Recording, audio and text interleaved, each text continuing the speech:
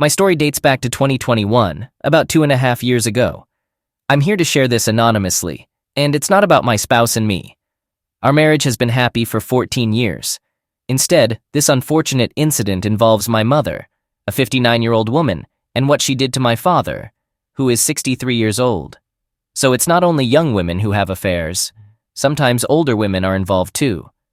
My parents had a joyful marriage that lasted over 38 years until everything changed last Thursday. Around 3 years ago, my parents retired to Arizona. They purchased a lovely riverside home and a new diesel truck with a camper. They spend their time in Arizona from October to April, and the rest of the year, they embark on adventures, often traveling to cooler places like the mountains or the West Coast. They also spend around 4 to 6 weeks with my family in the high-elevation region of Utah. My husband has arranged complete RV hookups for them on our 16-acre property, including electricity, water, and septic connections. We thoroughly enjoy their company, and our kids love spending time with them too. Likewise, we love visiting their Arizona home. It's always a thrilling experience, especially with their boat and jet skis. We're even willing to go in the midsummer heat for the excitement. My brother and his family, who reside in Georgia, also make it a point to visit my parents at least once a year. Although they can't come as often as we do, they still make the effort. Until recent happenings, I could confidently state that my mom and dad had a perfect marriage. Both of my parents served as role models for my brother and me, and we built our own families based on the values they taught us. So to give you a clear picture, our family life was about as ideal as it gets according to the American dream standards. Now let me explain how things took a turn. My parents were residents of a wonderful community in Arizona. Almost everyone there was friendly, except for this one woman. There was something about her that bothered me, but I couldn't quite pinpoint it. She just didn't sit right with me. For the sake of this story, we'll call her Josephine. Josephine, a 64-year-old divorcee who enjoys socializing and partying, was quite loud and in your face. Surprisingly, my mom hit it off with Josephine, and they developed a close friendship, a definite warning sign, considering my mom isn't usually into parties and only drinks occasionally. Several of my mom's friends also formed bonds with Josephine. Despite her loud personality, they seemed to enjoy her company. On multiple occasions, I voiced my suspicions about Josephine to my mom, but she shrugged them off, assuring me that Josephine was harmless and had a heart of gold. This is where things began to take a negative turn. A few months ago, Josephine purchased a boat with some guidance from my dad, who also helped her learn how to operate it. Last Tuesday, around 6 p.m., my mom, Josephine, and another friend, whom I'll refer to as Jenny, decided to have happy hour drinks together. They took Josephine's boat to a local river bar. That's the second red flag. Their plan was to relax by the water, have a couple of drinks, and chat for a few hours. On that night, my dad shared with me that around 8 o'clock, Mom gave him a call. She mentioned that they were extending their outing for another hour. Apparently, they had run into a friend of Josephine's and were heading to this person's house by the river for a bit. This raised another red flag, as Mom was prolonging her time out. Plus, the identity of this friend was unknown. Nevertheless, Dad didn't seem worried, and Mom got back home shortly after 9. Everything seemed fine. Wednesday came and went without any unusual incidents. However, on Thursday, the 3 ladies planned to return to the bar for happy hour drinks on the patio. This marked the 4th red flag. As I mentioned before, Mom wasn't typically a drinker. Yet within a week, she had gone out twice for happy hour, enjoying drinks and socializing. This abrupt change in behavior was a significant cause for concern. On that evening, my dad and Jenny's husband had plans to work on their cars, so the fact that the ladies were going out wasn't a concern. They left on the boat around 6:30 p.m. with the intention to be back by 9 p.m. at the latest. Around 8 p.m., after Dad and Jenny's husband had finished their car work, Dad returned home, took a shower, and noticed he had a missed call from Mom. Curious, he dialed her number to return the call. Mom explained that Josephine and Jenny wanted to stay out longer, but she wanted to head home. Agreeing to pick her up, Dad drove to the bar and brought her back home. During the short ride, Mom appeared normal, but looking back, Dad noted that he did most of the talking while Mom listened. Upon reaching home, Mom knelt in front of Dad and embraced his legs, her head against his stomach. Initially, Dad thought she might be getting playful for intimate time, but he soon realized she was crying. He lifted her up, held her, and asked her what was wrong. That's when Mom confessed to Dad that she had been unfaithful. This confession caught him off guard, and he questioned her with a surprised, "Come again?" The second confirmation. After hearing Mom's confession, Dad was utterly shocked and just held her while she clung to him, crying heavily. Can you believe it? They had spent 38 years married, a grand total of 40 years together, and their marriage had been flawless. And now she was admitting to cheating on him. He must have been completely stunned. Slowly, reality sank in, and he suggested she take a shower and that they would talk things through in the morning. But Mom wouldn't let go. She held on to him. He guided her to the bathroom where she showered. When she emerged, he informed her that she should sleep in a different bedroom. Although she pleaded for him to stay in the same bed, he stood his ground and calmly informed her that they would address the situation in the morning. Throughout the night, Mom struggled to find sleep, repeatedly coming to the bedroom door to request a conversation with Dad. He continued to encourage her to rest, promising that they would discuss everything when morning came. Eventually, around 5:30 a.m., she managed to fall asleep, only to wake up at 8 a.m. and discover that Dad and his camper were gone. Little did she know, he had moved all his personal belongings into the camper overnight, symbolizing his choice to separate from her.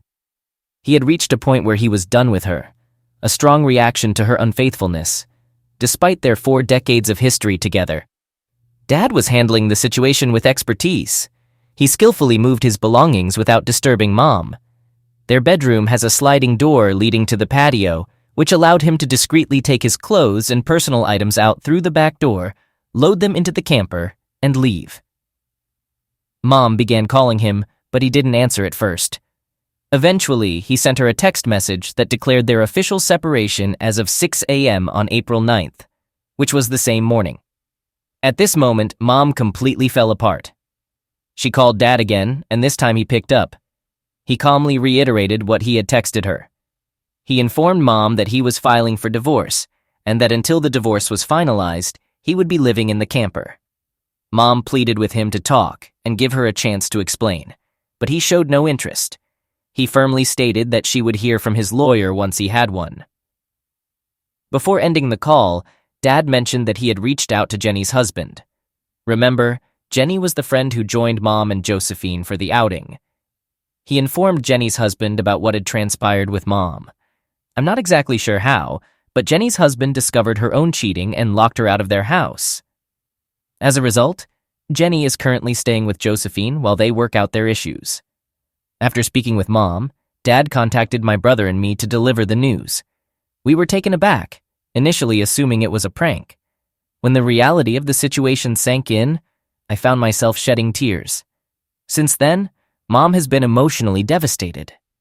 Throughout the past week, she has been driving to every campground in the area, searching for Dad.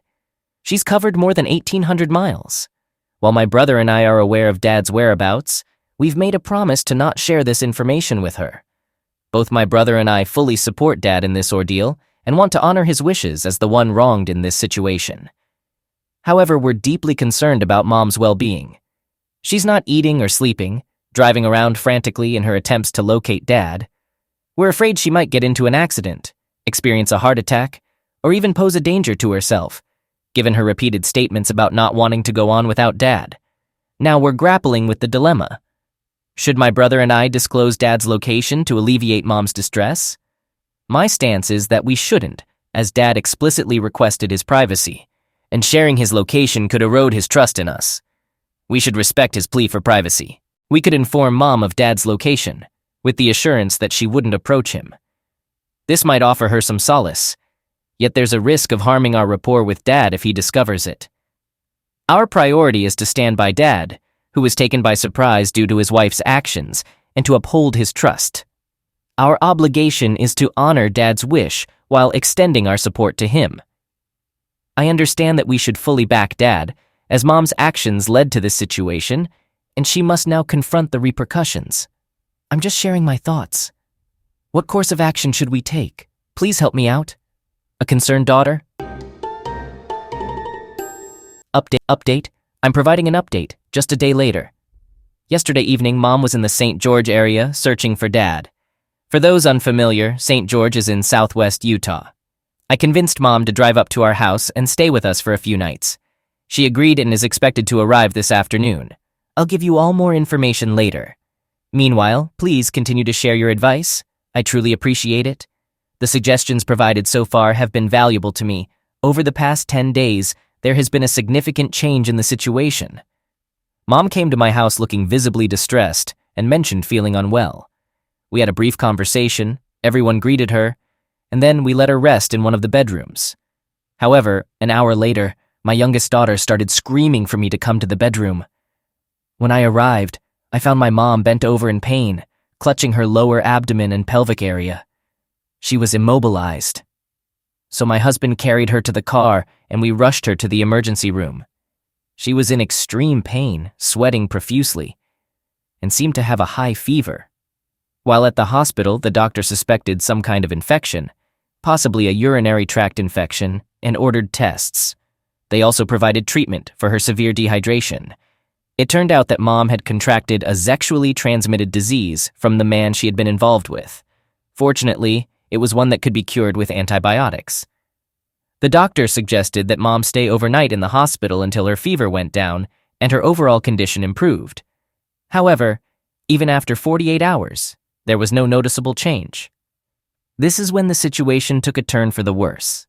The doctor mentioned the possibility of her having a drug-resistant form of the STD that has been spreading in recent years. So they put her on a combination of powerful antibiotics. After 5 days, her fever finally broke and her condition became stable. She was discharged from the hospital yesterday. Throughout her hospital stay, Mom repeatedly inquired about Dad. She wanted to know if he had reached out to check on her. I told her the truth, that he hadn't made any calls, not even once, but that I was providing him with daily updates. My family and I visited her multiple times every day to ensure she wasn't alone for extended periods. However, this caused her to become extremely saddened. Now back at our home, Mom appears to be recovering physically.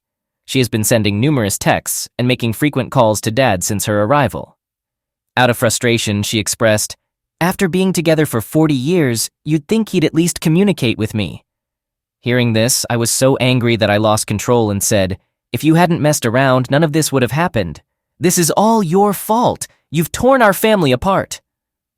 Although this statement held undeniable truth, I immediately regretted saying it and apologized to her. She broke down and started crying, clinging to me. We talked for more than 2 hours, and she finally opened up. It turns out that the man she had been involved with was a 28-year-old construction worker who was working on a project in the area. This guy was pursuing a relationship with a 59-year-old married woman? What a disrespectful person.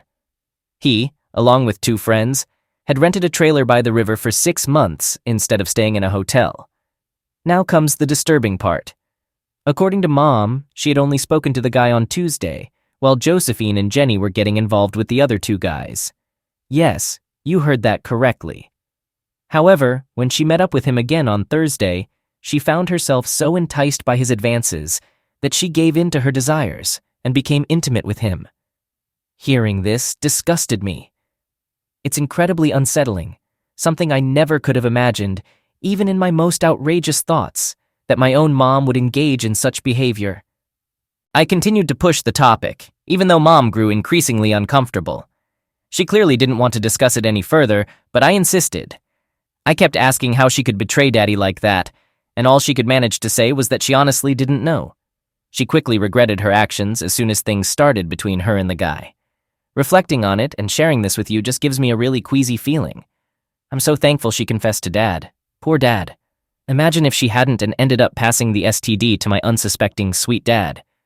That would have been a truly awful turn of events. A devastating tragedy even. Mom still holds on to the belief that Dad will come back. However, he's resolute in his decision, and he's not known for changing his mind. Mom plans to leave on Saturday to resume her search for Dad. She intends to visit all the campsites in the Southwest, unaware of what awaits her on Friday. There's something I know that she doesn't, but I can't reveal it to her. Listen to this. Dad is actually planning to serve Mom with divorce papers at my house. He wants her to have family around when he does it, to ensure she has support. Friday is going to be a really difficult day. A tough one. I feel a bit guilty knowing what's coming, but I owe it to Dad to assist him with this. Also, I need to be there for Mom when she inevitably breaks down. I'll provide an update if anything significant occurs. For now, let's hope for the best. Signed, a deeply concerned daughter. Update. A significant period of time has gone by since my previous update. To be precise, it's been over 13 months. We're now in June of 2022, and there have been inquiries about my parents' situation. I hadn't been using this website for the past year, but after reviewing the comments on my last post yesterday, I noticed the requests for a new update.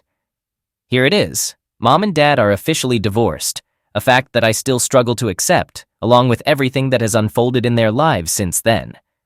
Dad couldn't bring himself to forgive Mom for her affair.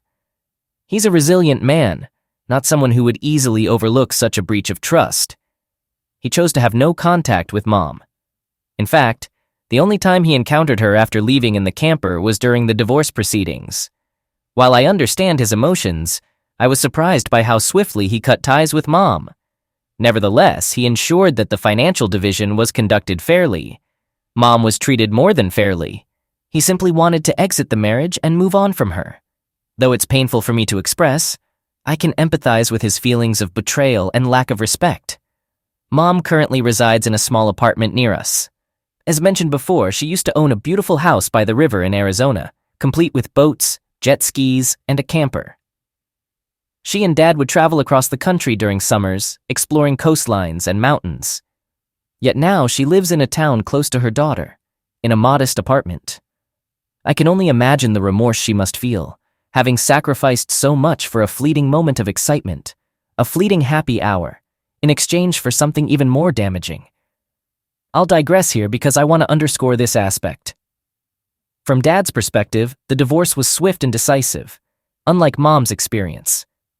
Following the divorce, Mom's health quickly declined. She was hospitalized due to bronchitis, dehydration, malnutrition, and severe depression. Her hospital stay lasted 3 days, during which she received treatment and was prescribed medication for her depression and anxiety. The medication seemed to have a positive effect on stabilizing her mental state, and at least provided some relief. Sadly, she also received a diagnosis of a potential case of lupus, likely triggered by the stress of the divorce and the loss of my father. The doctor explained that intense stress can compromise the immune system and worsen conditions similar to lupus. Given her struggles with overcoming the STD and bacterial bronchitis, it's evident that her immune system is in a weakened condition. The doctor provided Mom with specific advice on how to boost her immune system and manage her stress. She needs to actively focus on reducing stress and maintaining control over her stress levels. Over the past 6 months, there has been improvement, but she's not the same strong and composed woman she used to be. Mom used to exude strength and confidence, but now she appears fragile, shattered, and devoid of her former energy. A few months back, I managed to secure a job for her at a craft superstore where my friend works as a manager. She's been performing exceptionally well and has received praise as an outstanding employee. Hopefully, this job will help her find a sense of purpose. However, the reality remains somber. She has lost the luxuries she once enjoyed, is taking prescription medication, stress is actively taking a toll on her while she fights to control her emotions, and once again, she lives in a small apartment near me. At 59, she's returned to working in retail. Her life has undergone profound changes, to say the least. But let's shift the focus from my mom. Regarding Dad, he's certainly making the most of his time. He appears to be relishing his newfound freedom as a wanderer, traveling wherever he desires in his camper. He has a deep fondness for the outdoors and exploring new places. In the last half year, he's begun dating a woman, and it seems their relationship is becoming more serious. Yet, I advise him to be cautious due to his recent divorce from a 40-year marriage with Mom. I've met her multiple times, and she's very pleasant and treats my dad with kindness. I don't want to sound negative, but I'm unsure how to express it without it sounding ironic. The thing is, she's significantly younger. They bond over their shared interest in travel, as she's a YouTube vlogger who explores different places. Over the past 4 months, Dad and she have been traveling all around the country, camping and enjoying each other's company. While she hasn't featured Dad on her YouTube channel, she has mentioned him in several of her videos. It's clear they have a strong connection, and Dad personally told me that he's happier now than ever. Despite his happiness, he's made it clear to my brother and me that he has no intentions of marrying again. Interestingly, his girlfriend feels the same way. She had a previous marriage that didn't work out, and she's not keen on going through that again. Since they both love nature and outdoor activities, they seem like a perfect match. I think I've included all the details. I'd like to extend my gratitude to everyone who provided guidance and advice on here. Your input has been immensely valuable throughout this challenging period. Lastly, I want to show my appreciation for the concern about my family's situation and for the considerate responses you shared. Best regards, a caring and optimistic daughter. I'm a 40-year-old guy and my wife Miley is 38. We got married 5 years ago, but our love story started at my friend Noel's wedding. I was a groomsman and Miley was one of the bridesmaids on that special day. During the ceremony, Miley's confident presence caught my eye as she elegantly wore a beautiful green maxi dress. I was so captivated by her that I ended up clumsily spilling cocktails on myself while looking at her. This comical mishap made Miley notice me, and we both burst into laughter. While laughing, she kindly offered to help me clean up the mess on my shirt. It was clear that I was attracted to her, even though my shyness held me back from making a move. But Miley, with her easygoing personality and stunning looks, took the initiative and started talking to me. Her charm and beauty were irresistible. Even though I used to doubt love at first sight, meeting Miley erased all my skepticism the moment our eyes met. I just knew she was the one for me as our relationship blossomed after Noel's wedding. Miley then invited me to meet her parents. During that time, our commitment grew deeper, and we realized we wanted to spend our lives together. However, our journey hit a bump when Miley's dad expressed his concerns about our relationship. He strongly wanted his daughter to marry a wealthy businessman, which posed a challenge for our relationship. When I visited their home, I was surprised when Miley's father had the nerve to belittle me, calling me an average guy. He even insulted my financial situation, showing disapproval of his daughter marrying someone he considered to have a low income. It was painful as he compared my earnings to Miley's beauty, like she was a Hollywood actress. Even though I worked as a brand manager at a respected marketing agency and earned a decent income, his shallow comments angered me. I stood my ground, expressing my disappointment and reminding him that true value goes beyond money. Despite his self-centered behavior, Miley handled the situation well, showing her loyalty by supporting me and confronting her father. She chose to leave her parents' home and start a new chapter with me. Just a week later, we had a small ceremony to celebrate our marriage and exchanged vows, which made us very happy. Having such an understanding and supportive partner like my wife brought me immense joy, especially since Miley intentionally invited only her mother, excluding her father from the guest list. Our first year of marriage was filled with happiness and satisfaction. However, as time went on, I started noticing certain behaviors in Miley that resembled those of her father. Growing up, her parents had given her a lot of love, which led to her feeling entitled. She often demanded to be treated like royalty and expected me to follow her wishes without question. Any disagreement I had was dismissed as just an argument, and she expected me to obey her without hesitation. While shopping for furniture for our home, I realized that Miley didn't value my opinions. She consistently ignored my suggestions. When I mentioned that I preferred white sofas over green ones, she blew it out of proportion and got upset. Her tendency to get angry and throw fits over small things became clear. Once, I accidentally bought chocolate ice cream instead of her favorite blueberry flavor, and she burst into tears. It was clear she wasn't used to hearing the word no. Without a job or career, she spent most of her time hanging out with friends and shopping. I realized that Miley had inherited her father's traits, but I wasn't willing to give in or blindly follow her demands. I told her that as a married couple, I had the right to express my opinions, and I expected her to act maturely if we wanted to have a successful marriage. I communicated that lacking mutual understanding and respect would make our marriage unworkable. Miley was surprised by my statement as she had never heard the word no before. Overwhelmed with emotions, she cried and sincerely promised to change her ways. Even though it was unfamiliar territory for her, she was committed to trying earnestly due to her deep love for me. Acknowledging her father's influence on her spoiled behavior, I chose to give her a chance for personal growth, driven by my love for her. Miley began taking gradual steps to show her commitment to patience and kindness toward me. She got a part-time job and enrolled in a course to contribute to our lives responsibly. Rather than solely socializing with friends, she made an effort to join me when we met our mutual friends, Noah and his wife Emily. While Emily had been Miley's friend since childhood, she contrasted significantly in personality and demeanor. Emily presented herself as composed, mature, and intelligent, creating a sharp distinction from Miley's previous behavior. As Noah was my closest friend, we frequently collaborated on various business ideas. This led to us visiting each other's homes often. With our strong dedication and hard work, Noah and I successfully launched our product, which resulted in significant financial gains.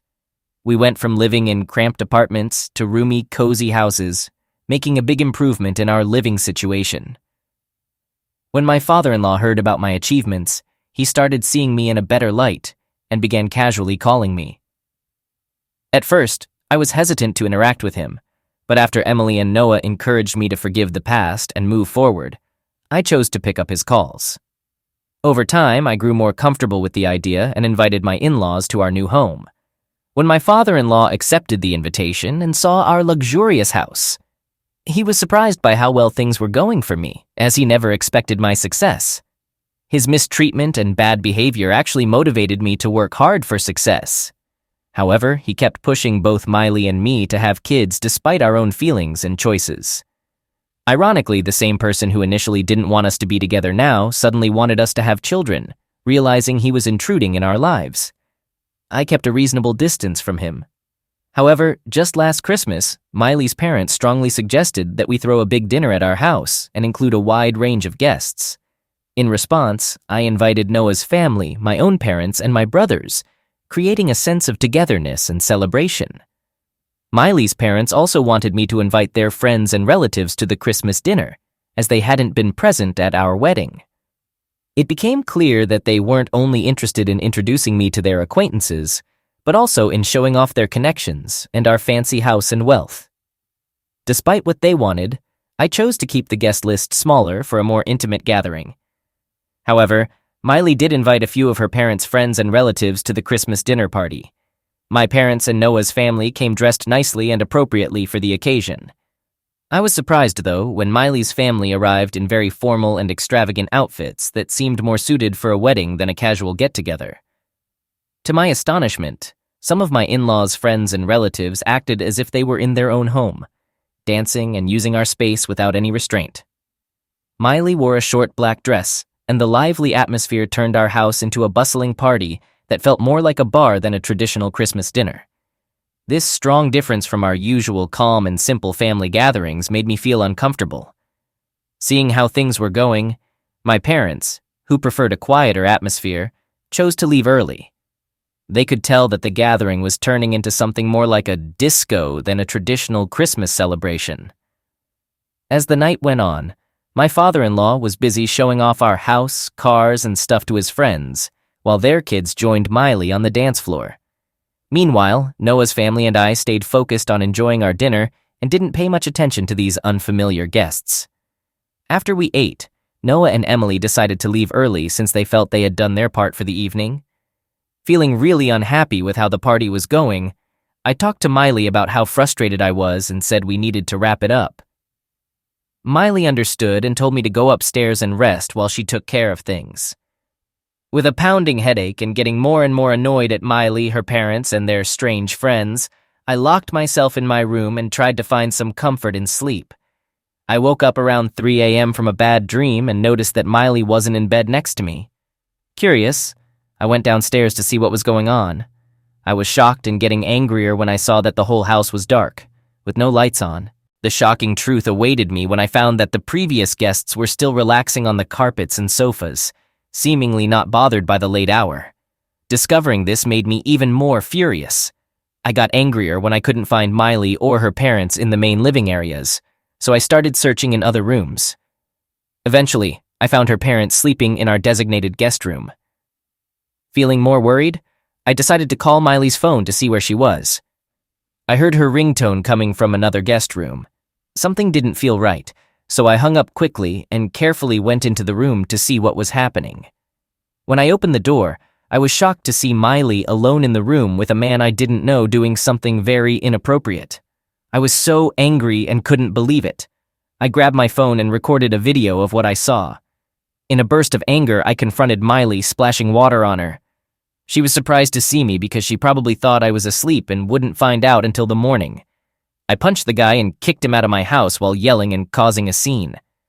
When Miley's parents and the other guests woke up from the commotion, Miley's father explained that there was a misunderstanding and the guy was a friend's son. When Miley cried and begged me for another chance, I told him to be quiet and I slapped her. Yet her father kept trying to explain things away, making the situation seem less serious, and hinting that I was overreacting. His attitude of entitlement became more obvious now that I was wealthy, as he was shocked by the idea of me leaving his daughter. He suggested that we wait until morning to deal with it as a family matter, so we wouldn't cause a scene in front of our guests. I had reached my limit and didn't care about the guests or my unfaithful wife anymore. So I firmly asked everyone to leave my house, even though it was very late at night. After that, I took the necessary steps to end my marriage by sending divorce papers to Miley. The process of finalizing the divorce took months, during which Noah and my other friends supported me. Sadly, my greedy father-in-law tried to manipulate and get money from me. But luckily, I had strong evidence of his daughter's unfaithfulness, which helped me. Even though Miley kept asking for another chance, admitting her affairs, and feeling sorry, I stayed firm in my decision. She tried to blame her father and thought I would forgive her easily, but I knew she needed to take responsibility for her actions in order to truly grow. Initially, I had given her chances because of her entitled behavior from how she was raised. But her cheating on me was a big betrayal of trust that I can't ignore. Forgiving infidelity is hard for me because I believe it's a choice people make. Miley is an adult and knew what she was doing, so she needs to own up to it. It was clear that Miley had a strained relationship with her parents, partly because of the big difference between the life she had with me and how she grew up. Even though Miley keeps trying to reach out to me, I've made up my mind. There's no chance for us to get back together. I'm happy now. I'm in a relationship with Noah's sister, and I genuinely like how things are. Sometimes being alone is much better than being around people who act greedy and entitled. People like that don't match up with my values and can mess up any sense of peace or getting along. Thanks for sticking around to hear the whole story. If you enjoyed it, please give us a thumbs up and subscribe to our channel. Leave a comment to let us know what you think about the story.